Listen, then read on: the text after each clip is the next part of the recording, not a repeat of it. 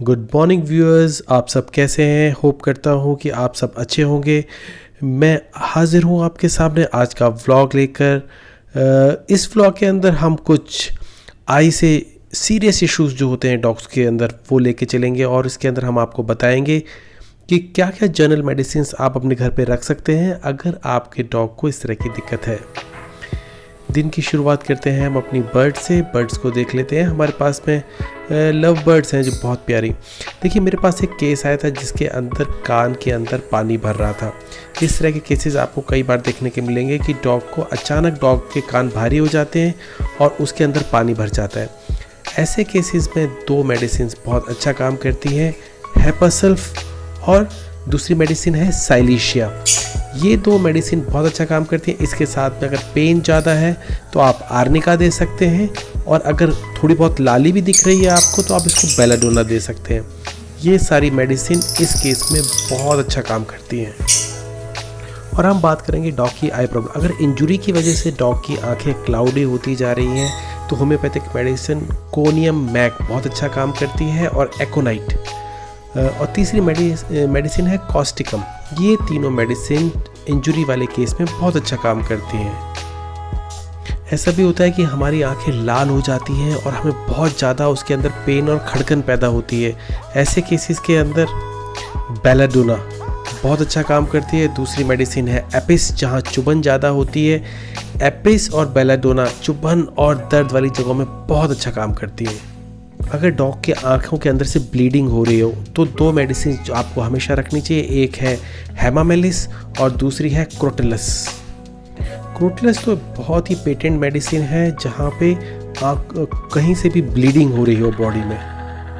Old age dog में जहाँ पे आँखों से देना कम हो जाता है, रात में नॉर्मली जो देखना बंद हो जाता है, तो लाइकोपोडियम ऐसे केसेस में बहुत अच्छा काम करती है।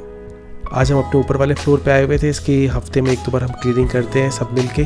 तो ये पेड़ प्लांट्स लगे हुए हैं बाहर की साइड में और हम अंदर चलते हैं और उसकी जनरल क्लीनिंग करते हैं। ये फाइकस का पेड़ है जिसको हम आगे चल के सोच रहे हैं कि इसका बोनसाई बनाएं।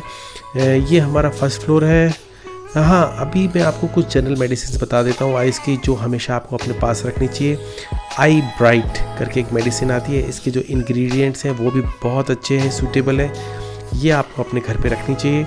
और दूसरी मेडिसिन जो आपको रखनी चाहिए वो है होम्योपैथिक मेडिसिन CMS। देखिए, CMS मेडिसिन जो है ये बहुत सारे डिजीज़ में, जैसे कि आँखों के अंदर पुतली का धुंधला हो जाना, मोतियाबिंद की शुरुआत होना, जनरल सूजन आ जाना, कंजक्टिवाइटिस हो जाना, इस तरह की दिक्कतों में भी बहुत अच्छा काम करती है। ये हमारा अंदर का मास्टर बेडरूम है और हम नॉर्मली यूज़ नहीं करते इसे, लेकिन हाँ, गेस्ट आते हैं तभी यूज़ होता है या फिर घर के अंदर कुछ ज़्यादा मेंबर्स हो तब हम इसे यूज़ करते हैं। एक और टैबलेट्स हैं जिसे मोतिया कहते हैं। ये टैबलेट्स भी ऐसे केसेस में बहुत अच्छा काम करती हैं। 1 टैबलेट डेली लेनी चाहिए, देनी चाहिए डॉग को, बहुत अच्छा काम करती हैं। ह्यूमंस के लिए ये 2 टैबलेट दिन में लेनी चाहिए। अयान अपने छोटे से बेड पे बैठ के आराम से मज़े कर रहे हैं, अपना मोबाइल देख रहे हैं क्योंकि क्लीनिंग से ना कोई मतलब नहीं है। क्लीनिंग हम ही लोग करते हैं, तो हम लोगों ने अपनी क्लीनिंग स्टार्ट कर दी है।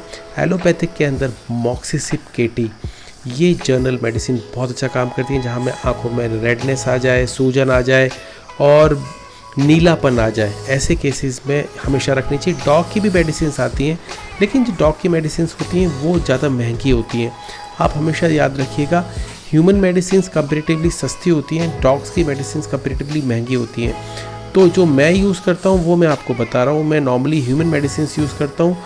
ह्यूमन मेडिसिन का आपको हमेशा याद रखिए, जब भी मेडिसिन यूज़ कीजिए उसका कंसंट्रेशन देख लीजिए, मतलब कितने अमाउंट में मेडिसिन है वो देख लीजिए।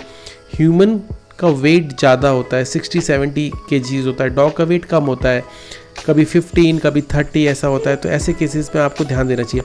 मेरे पास एक केस और आया था डिस्टेम्पर का, जिसके अंदर उसको लगातार फीट्स और हिचकियाँ जैसी आ रही थी।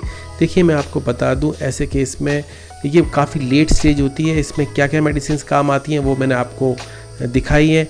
ये सारी मेडिसिन आप यूज़ कर सकते हैं, लेकिन देखिए ऐसे केस में डॉग का बच पाना इतना आसान नहीं होता क्योंकि एक एडवांस स्टेज होती है।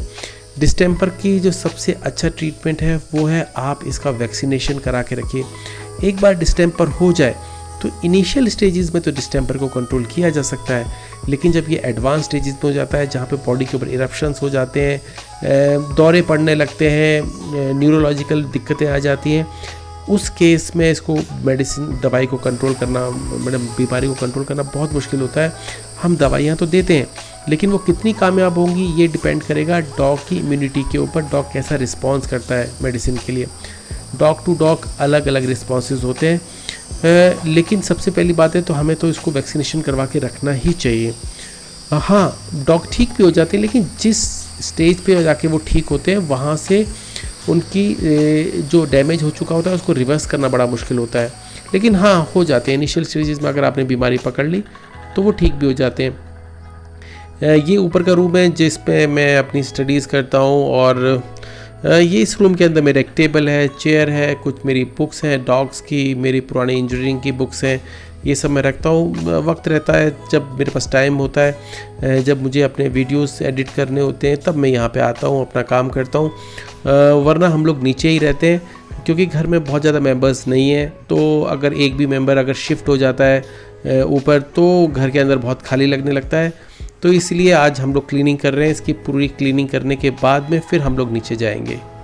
होप ये वीडियो आपको इन्फॉर्मेटिव लगा होगा। अगर आपको कोई भी क्वेश्चन है तो आप मेरे नंबर पे व्हाट्सएप कर सकते हैं, प्लीज़ कॉल मत कीजिए, क्योंकि व्हाट्सएप पे जो भी आप बोलते हैं वो रिकॉर्ड होता रहता है ताकि आगे रेफरेंस में भी काम आता है, और मैं हमेशा कॉल्स उठा भी नहीं पाता।